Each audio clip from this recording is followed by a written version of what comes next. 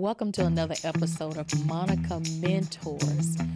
I am your host, author Monica Martin Fletcher, and I am so excited to welcome myself into this conversation with you this evening.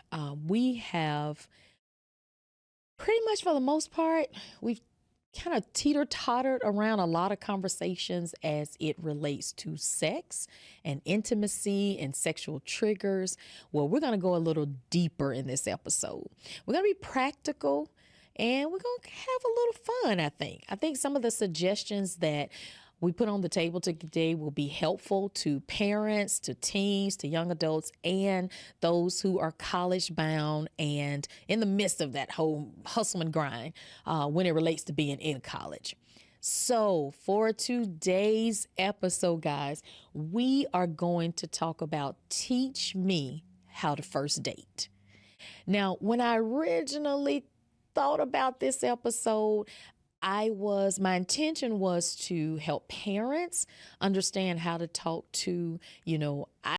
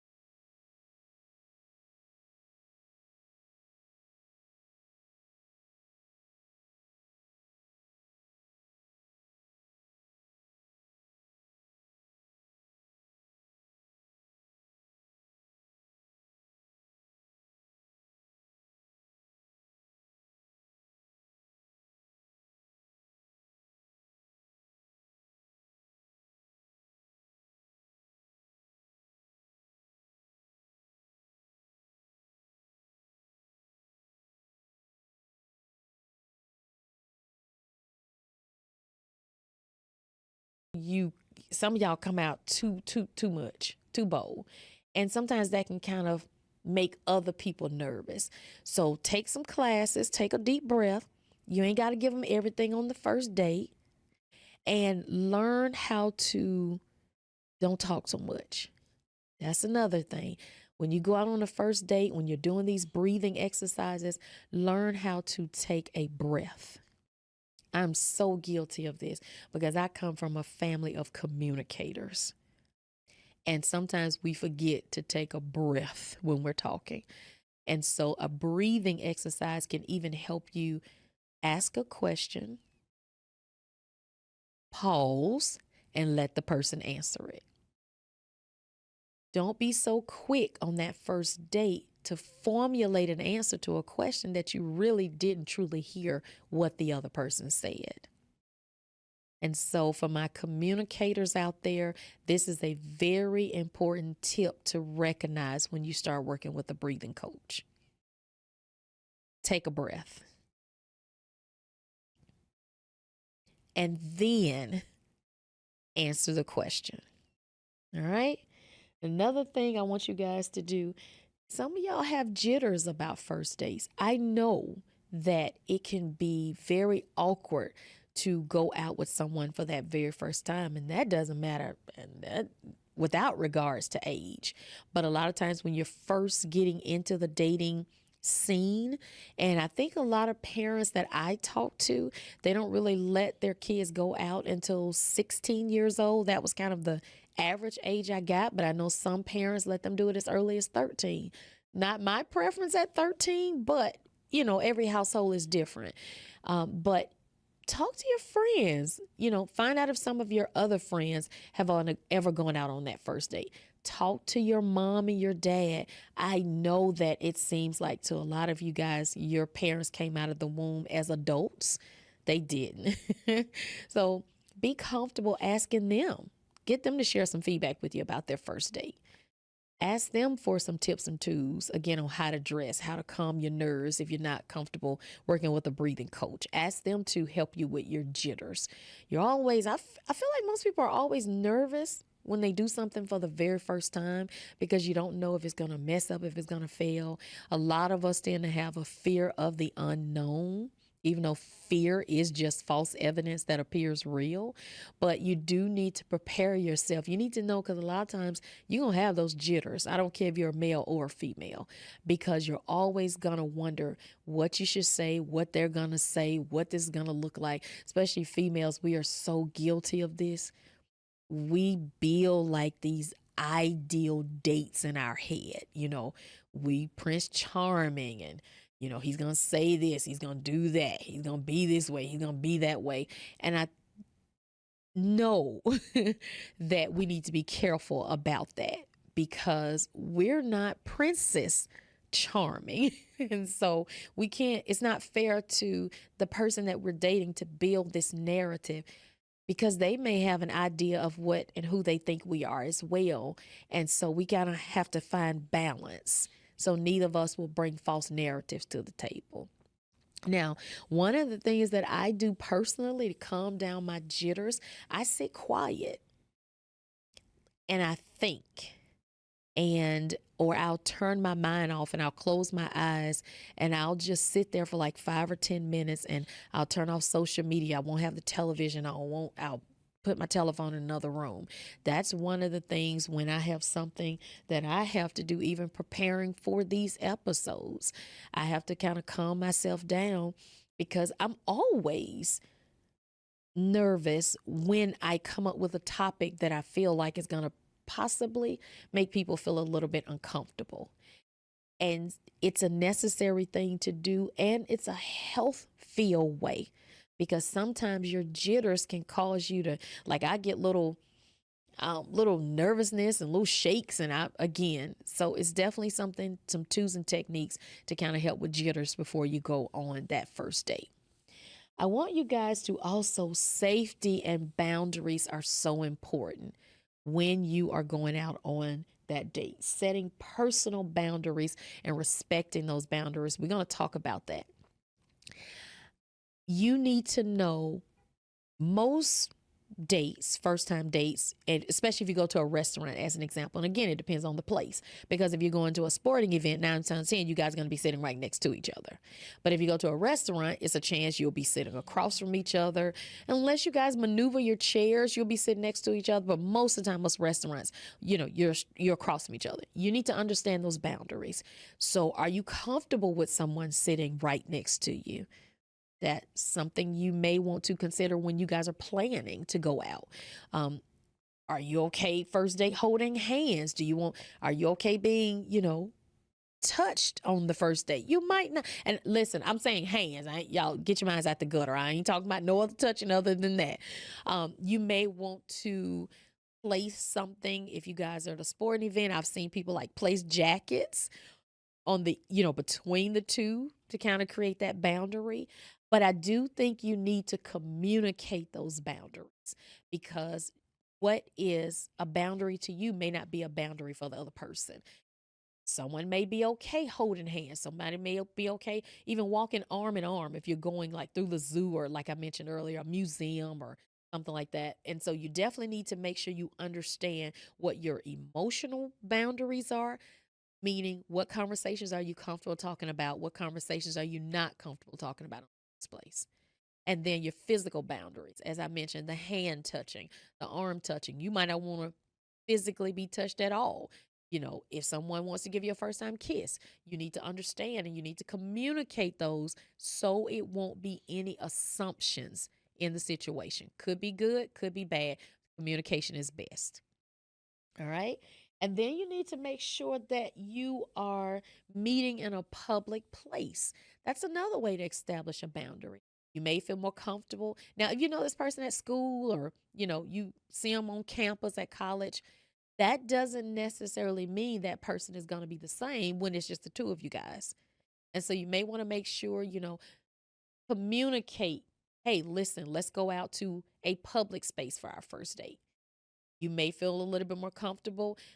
Invite them to a family barbecue if you just want to see how they hang out around other people even before doing that. So make sure that you understand what's the best place for you, because if you go to somewhere like I mentioned, a museum or some other areas, this may be the only person that that's there.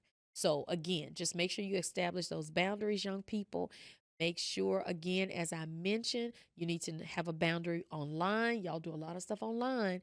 It looks different than when you meet a person in person, because you're now face to face with a person versus when you're online. Child, you could just log in and log out, and that's the end of it.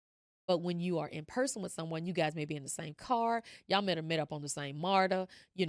There are some different limitations or non-limitations that you have as far as safety goes, depending on how you're communicating and where you are in that space with the person.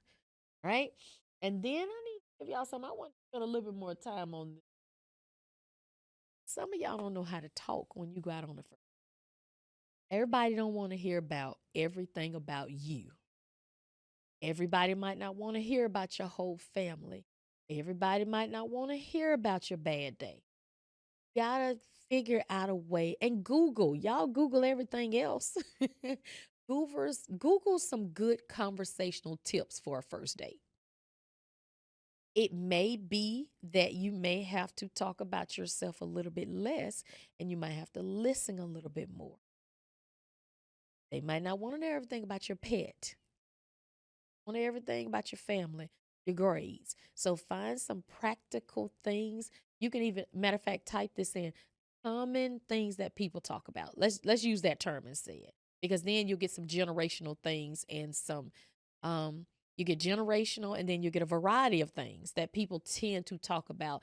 And then put in your level, whether you're high school or college. Definitely make sure that you put that in there as well.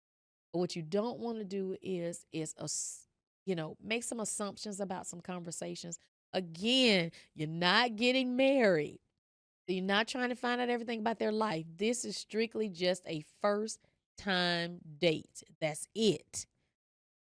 Talk less on that first date and listen more, because then that gives you an opportunity to kind of really figure out if you want to have a second date, or if you just feel like this is a person you might just want to be friends with, or if you just want to shut this person down altogether. Those are some of the things that you want to kind of understand when you're going on a first date. So if you talk too much, you might not be able to hear what you need to hear. The weather is a it sounds simple, but again, start with the weather.